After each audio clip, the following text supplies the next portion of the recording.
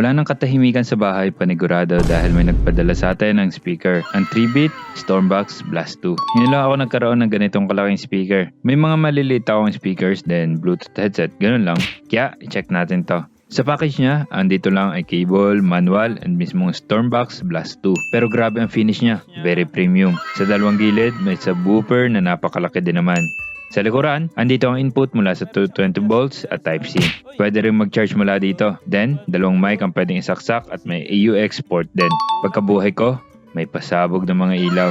Sa controls, may charge indicator, power on button, pairing button, next, previews, na same buttons for volume, play and pause yung bilog, on and off of extra bass, stereo mode, and nagbabago pa ang mga patterns ng ilaw. Oy, and na-discover ko, may app din pala ito para sa controls nito.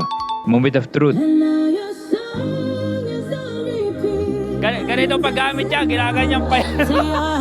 Ay talaga namang napakalakas at dagundong ang dibdib sa lakas ng bass eh. Comparable siya sa sikat na brand dahil crisp ang tunog.